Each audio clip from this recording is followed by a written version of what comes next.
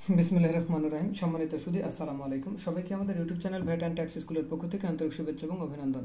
সম্মানিত সুধী, আজকের ভিডিওতে আমরা শেয়ার করার চেষ্টা করব একজন বেসরকারি চাকরিজীবীর আপনার বেতন খাতে আয়, ভাড়া খাতে আয়, কৃষি খাতে আয়, আর্থিক পরিসম্পদ হতে আয়, এ টু জেড কোথায় আয়কর রিটার্নে কোথায় কিভাবে দেখাবেন সেটার এ টু জেড শেয়ার করার চেষ্টা করব এবং এইটার আপনার রেগুলার ইনকাম এবং এগুলোর মধ্যে রয়েছে মিনিমাম ট্যাক্সের আন্ডারে যে ইনকাম, তাহলে আমরা ট্যাক্সের ক্যালকুলেশনটাও দেখাবো এ টু জেড। তাই ভিডিওটি না টেনে শুরু থেকে শেষ পর্যন্ত দেখুন, আশা করছি বিষয়টুকু ক্লিয়ার হয়ে যাবে। সম্বন্ধে শুধু এখানে দেখতে পাচ্ছেন খুব চমৎকার একটা উদাহরণ। এই উদাহরণে মোটামুটি এভরিথিং উল্লেখ করা রয়েছে। বলা রয়েছে মিসেস ফাতেমা আয়াত একটি বেসরকারি প্রতিষ্ঠানে কর্মরত একজন কর্মকর্তা। ওকে, তিনি 2023 সালের জুলাই থেকে 30 জুন 2024 পর্যন্ত কি কি ভাতাগুলো পেয়েছেন দেখেন। মাসিক মূল বেতন 68,000 টাকা। তার মানে যখন আপনি বেতন খাতে আয় নিরূপণ করবেন তখন বেসিক কত হবে? 68,000 × 12। বাড়ি ভাড়া ভাতা 30,000 × 12। মাসিক চিকিৎসা ভাতা 5,000 × 12। যাতায়াত ভাতা 6,000 × 12। উৎসব ভাতা হলো দুইটা মিলে মোট হলো 1,36,000 টাকা। ওকে, এছাড়া তার কি কি রয়েছে দেখেন। বলা রয়েছে মিসেস ফাতেমা আয়াতের নিম্নোক্ত সুবিধাদি আয় এবং উচ্চ কর কর্তন, সম্পদ বিনিয়োগ সবই রয়েছে। বলা রয়েছে ব্যক্তিগত ব্যবহারের জন্য অফিস হতে তাকে 1500 সিসির একটা গাড়ি বরাদ্দ দেওয়া হয়েছে বা পেয়েছেন। তার গৃহ সম্পত্তি খাতে আয় রয়েছে 1,50,000 টাকা। কৃষি খাতে আয় আছে আপনার 90,000 টাকা। আইসিবি মিউচুয়াল ফান্ড হতে লভ্যাংশ প্রাপ্তি হলো 1,35,000 টাকা এবং ব্যাংক সুদ খাতে আয় রয়েছে 10,000 টাকা। তাহলে এখানে কি বেতন খাতে আয়, ভাড়া খাতে আয়, কৃষি খাতে আয় এবং আর্থিক পরিসম্পদ হতে আয়। এরপরে বলা রয়েছে লভ্যাংশ ও ব্যাংক সুদের উপরে 10% হারে উচ্চ কর কর্তন করা রয়েছে। 30 জুন আপনার 2023 তারিখে নিট সম্পদের পরিমাণ ছিল 3,08,320 টাকা। শেয়ারে বিনিয়োগ করেছেন 1 লক্ষ টাকা, এটার উপরে উনি রিবেট পাবেন। ডিপিএসে বিনিয়োগ করেছেন 50,000 টাকা, রিবেট পাবেন। সহকর্মী ফাহমিদাকে 50,000 টাকা ঋণ দিয়েছেন, ঋণ হিসেবে ID 10B-তে চলে যাবে। 2022-23 আয়বর্ষে করদাতার প্রভিডেন্ট ফান্ডে আছে, অর্থাৎ প্রভিডেন্ট ফান্ডে আছে কত? 1,20,000 টাকা। আচ্ছা, এরপরে আসি আপনার ফিক্সড ডিপোজিট অর্থাৎ FDR 10 লক্ষ টাকা। করদাতার জীবনযাত্রা ব্যয় হলো 4,13,740 টাকা, পুরোটাই IT 10BB-তে চলে যাবে। তিনি ব্যাংক থেকে ঋণ নিয়েছেন 1 লক্ষ টাকা। IT 10B সম্পদ ও দায় বিবরণীতে ব্যাংক থেকে যে ঋণের ঘরে চলে যাবে। অপ্রাতিষ্ঠানিক থেকে লোন 20,000 টাকা। অন্যান্য ঋণ কত? 5,000 টাকা এবং তিনি একটা ল্যাপটপ ক্রয় করেছেন কত? 80,000 টাকা। এখন এখানে একটা বিষয় রয়েছে অঙ্কের, 22-23 আয় বর্ষে করদাতার প্রভিডেন্ট যে ফান্ড রয়েছে সেই প্রভিডেন্ট ফান্ডে তা রয়েছে। আচ্ছা, এটা আসলে 22-23 না, আমরা বলতে পারি 23-24-এ তার প্রভিডেন্ট ফান্ডে আছে কত? এত টাকা। ঠিক আছে, এটা তো 22-23-এর। যদি 22-23-এ হয় তাহলে 23-24-এতে তার নতুনভাবে একটা কন্ট্রিবিউশন থাকতে হবে।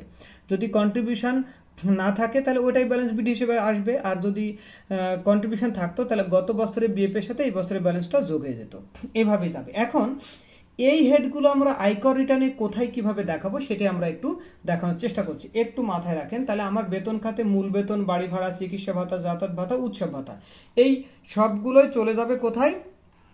আমার এটা হলো আমাদের নতুন রিটার্ন ফর্ম। এটা দেখছেন, এগুলো প্রথম পাতা আমরা কিছু বলছি না, এগুলো A to Z আপনারা জানেন। আমরা চলে যাবো এই যে 1 number income from employment schedule 1-এ।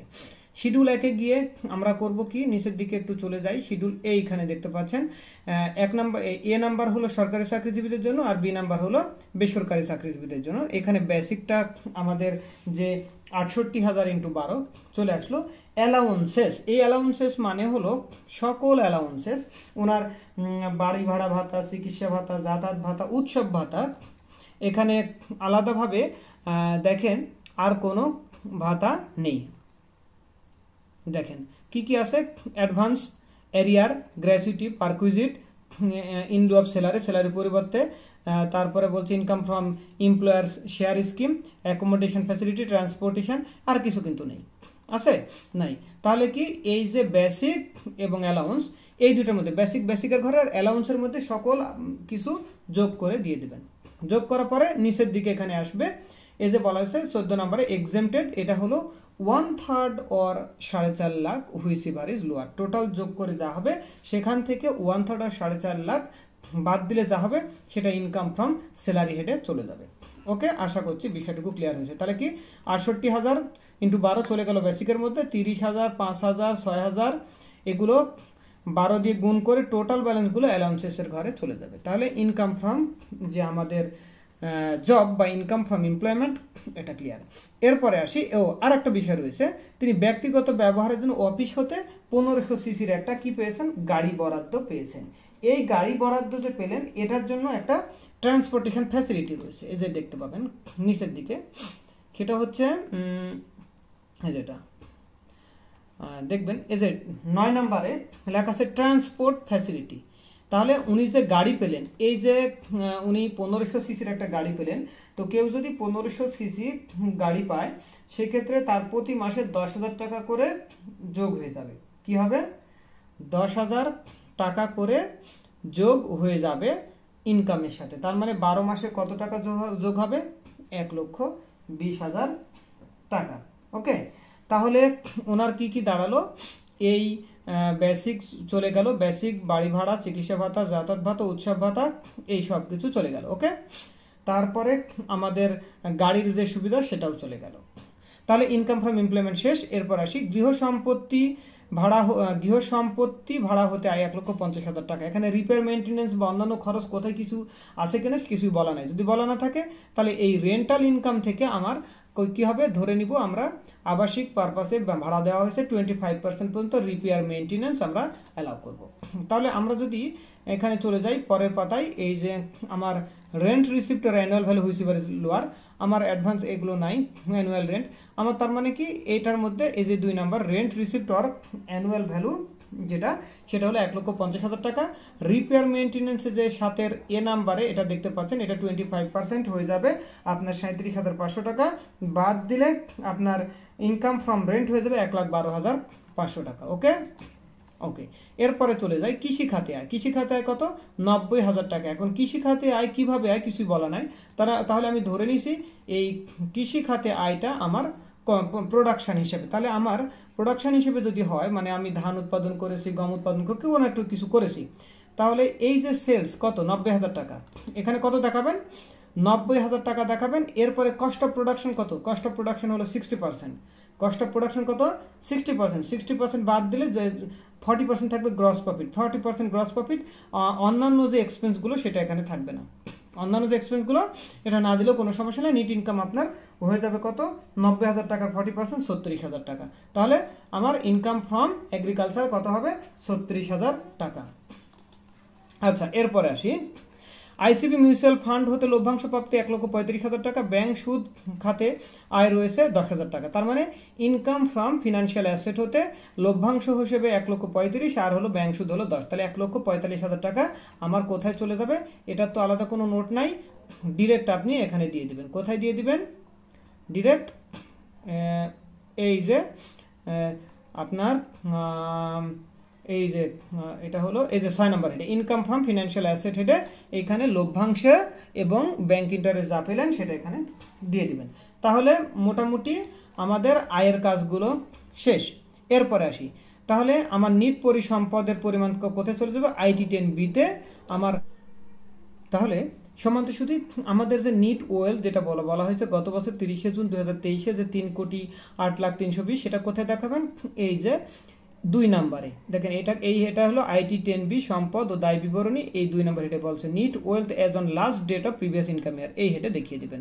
ওকে, আচ্ছা, এরপরে চলে যাই আমার কি শেয়ারে বিনিয়োগ 1 লক্ষ টাকা, ডিপিএস এ বিনিয়োগ 50,000 টাকা, হালিমাকে ঋণ প্রদান। তার মানে আমার এই যে আপনার শেয়ারে বিনিয়োগ এবং ডিপিএস এ আমার যে বিনিয়োগ সেটা কোথায় যাবে? আমাদের শিডিউল 5-এ চলে যাবে। ওকে, তো শিডিউল 5-এ চলে যাবে এবং এই প্রভিডেন্ট ফান্ডের বিষয়টা, এটা আসলে আমার ব্যালেন্স না, এটা আমরা ধরে নিলাম 23-24 বছরে আমরা প্রভিডেন্ট ফান্ডে আমার বেতন থেকে কেটে রাখছে কত? 1,20,000 টাকা, এটা ধরে নিলাম। ঠিক আছে, আমরা রেয়াত বা রিবেট নিব এই কারণে। তাহলে এটা কোথায় দেখাবো? শিডিউল 5-এ। শিডিউল 5 এই যে হলো শিডিউল 5। তাহলে শিডিউল 5-এ প্রথমে দেখাবো কি? প্রথমে দেখাবো হলো ডিপিএস 50,000 টাকা। তাহলে এটা কোথায় চলে যাবে? DPS is a contribution to deposit pension scheme 50,000 টাকা। ওকে, এরপরে চলে যাই শেয়ারে বিনিয়োগ করেছেন। শেয়ারে বিনিয়োগ করেছেন investment in share is a investment in securities listed in approve stock exchange, এই 4 নাম্বার হেডে দিয়ে দিবেন। ওকে, এরপরে চলে যাই প্রভিডেন্ট ফান্ড। প্রভিডেন্ট ফান্ডে যে আপনার কন্ট্রিবিউশন যেটা দিয়েছেন 1,20,000 টাকা, সেটা আবার কোথায় চলে যাবে? এই যে কন্ট্রিবিউশন টু প্রভিডেন্ট ফান্ড, এই যে এটা এই 5 নাম্বার হেডে। আমরা এটা শুধুমাত্র রেয়াতের হিসাব করলাম, বাট এগুলো তো সম্পত্তি, তাই না?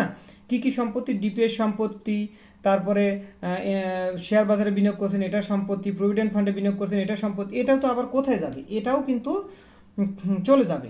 আচ্ছা, আমরা আগে দেখে নিই আইটি আমাদের মানে শিডিউল 5-এ আর কোনো আইটেম এখান থেকে যায় কিনা। এখান থেকে আর কোনো আইটেম শিডিউল 5-এ যাওয়ার নেই, তাহলে শিডিউল 5টা ওকে।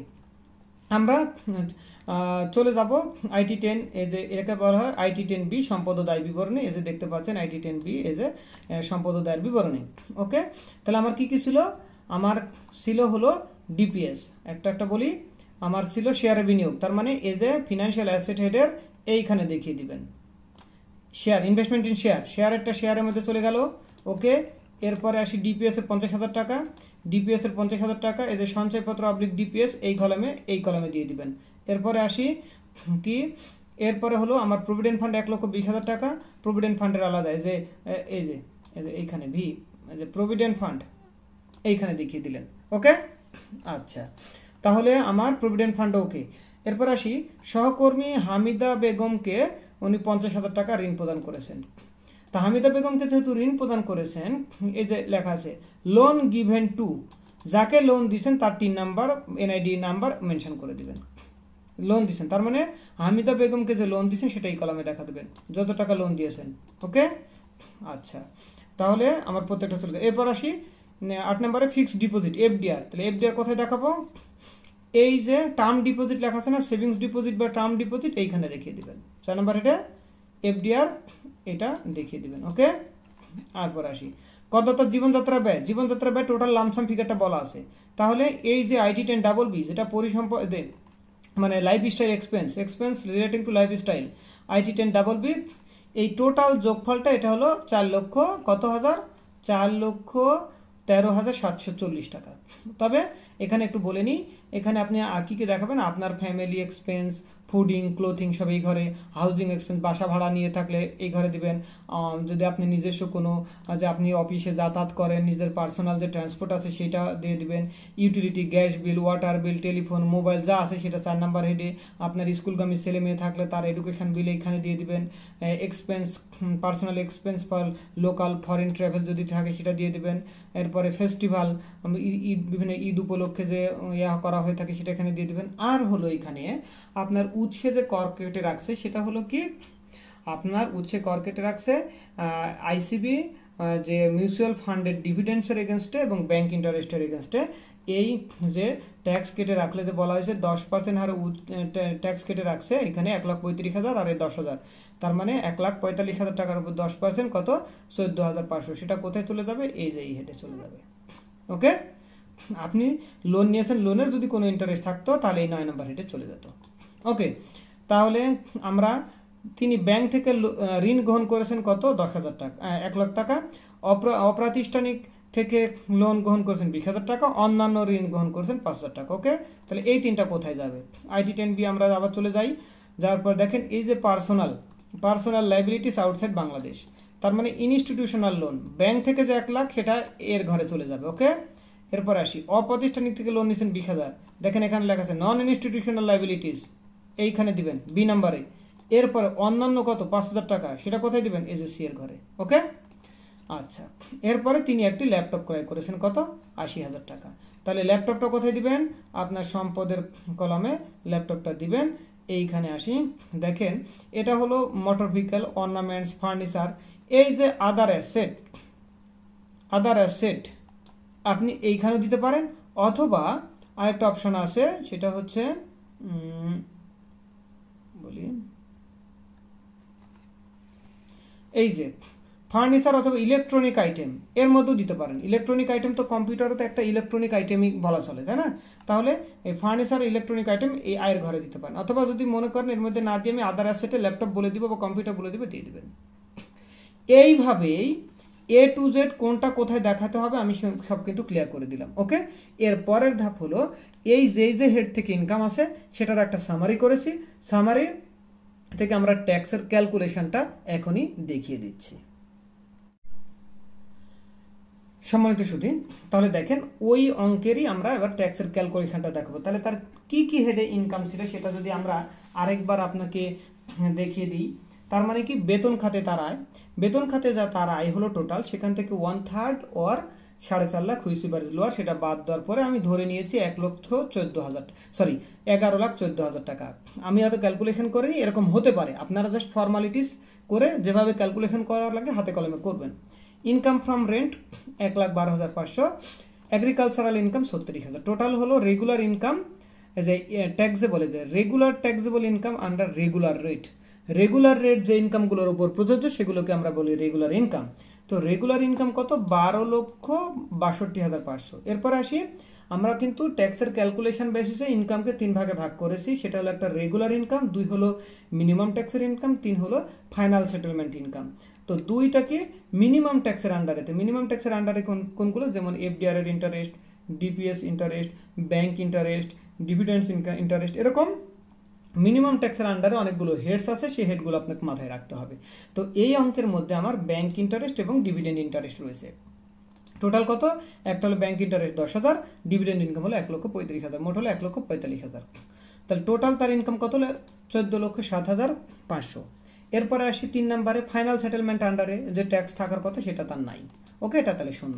তাহলে আমার ট্যাক্সের ক্যালকুলেশন করবো, প্রথম হলো রেগুলার ইনকামের উপরে রেগুলার রেট, এরপরে মিনিমাম ট্যাক্সের আন্ডারে যে ইনকাম সেটা যোগ করে আবার রেগুলার রেট। তাহলে প্রথম এখানে লিখছি, দেখেন এই tax under regular income, regular ইনকামের উপরে ট্যাক্স, যেহেতু মহিলা প্রথম 4 লক্ষ টাকার উপরে 0, 1 লক্ষ টাকার উপরে 5%, পরের 4 লক্ষ টাকার উপরে 10%, পরের 5 লাখ টাকার উপরে 15%। যেহেতু 5 লাখ টাকা স্ল্যাব পয়েন্টে ক্লিয়ার, তাহলে এই রেগুলার ইনকামের 12,62,500 টাকার উপরে তার ইনকাম, উপরে ট্যাক্স আসে কত? 99,375 টাকা গেল। এরপরে আসি tax under minimum taxed income. তো মিনিমাম ট্যাক্সের আন্ডারে যে ট্যাক্সের ক্যালকুলেশন সেটার ক্ষেত্রে বলা রয়েছে রেগুলার ইনকাম এবং মিনিমাম ট্যাক্সের আন্ডারে যা সম্পূর্ণ তার যোগ হবে, যোগ হয়ে কত? 14,07,500 টাকা। এটার উপরে স্ল্যাব রেটে, রেগুলার স্ল্যাব রেটে ট্যাক্স হবে। তার মানে প্রথম 4 লাখ 0, 1 লাখে 5%, 4 লাখে 10%, পরবর্তী 5 লাখে 15%, পরবর্তী 5 লাখের উপরে 20%, অবশিষ্ট টাকার উপরে 25%, যে স্ল্যাবে হয়। কত টাকা হলো? 1,21,500 টাকা। এখান থেকে আপনার রেগুলার ইনকামের ট্যাক্স কত? 99,375 টাকা। Less tax under regular rate income 99,375 টাকা বাদ দিলে আমার মিনিমাম ট্যাক্সের আন্ডারে রেগুলার রেটের ট্যাক্স কত আসে? 22,125 টাকা। এই যে total tax payable under minimum tax. But minimum ট্যাক্সের নিয়ম হলো যে আপনার ক্যালকুলেশন করে যে আসলো ক্যালকুলেটেড ভ্যালু অর উৎসে কর কর্তন, টিডিএস, যেটাকে আমরা বলি টিডিএস। ওকে, তাহলে আমার ক্যালকুলেশন করে আসছে কত? 22,125 টাকা, আর উৎসে কাটছে কত? 1,45,000 টাকার উপর 10% 14,500। এই দুইটার মধ্যে হুইসি ভারিজ হায়ার, দুইটার মধ্যে হায়ার কত? 22,500। আচ্ছা, তাহলে আপনার প্রথমে এ গেল রেগুলার ইনকাম, এর উপরে 2 হলো মিনিমাম ট্যাক্সের আন্ডারে মানে বি, সি হলো ফাইনাল সেটেলমেন্টের আন্ডারে যদি থাকতো। এই এ বি সি যোগ করলে আমরা টোটাল ট্যাক্স টোটাল ট্যাক্স আসবে কত? 1,21,500। কত? মিনিমাম ট্যাক্সের আন্ডার রেগুলার ইনকাম 99,375, মিনিমাম ট্যাক্সের আন্ডারে 22,125, ফাইনাল সেটেলমেন্টের আন্ডারে 0, যোগ করলে 1,21,500 টাকা।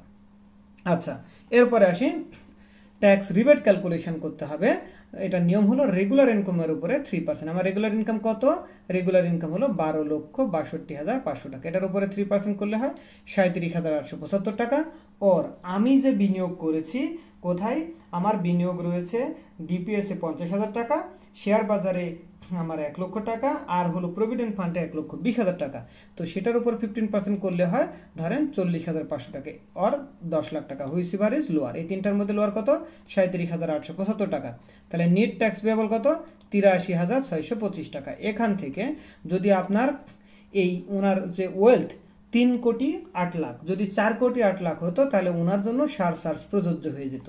কত? 10% হারে সারচার্জ। এই 83,625 টাকার উপরে 10% হারে সারচার্জ প্রযোজ্য হয়ে যেত। যেহেতু 4 কোটি টাকার কম, সেহেতু তার সারচার্জ প্রযোজ্য হবে না। তাহলে তার টোটাল ট্যাক্স পেয়েবল কত? 83,625 টাকা। এখান থেকে তার ডিভিডেন্ড ইনকামের উপরে 13,500, ব্যাংক ইন্টারেস্টের এগেনস্টে 1,000। আর যদি স্যালারি ইনকামের এগেনস্টে যদি কেটে থাকে সেটা এখানে বসিয়ে দেবেন। যেহেতু এই অঙ্কে স্যালারি ইনকামের এগেনস্টে কোনো কর্তন নেই, তাহলে এখন আপনাকে দিতে হবে কত? 69,125 টাকা।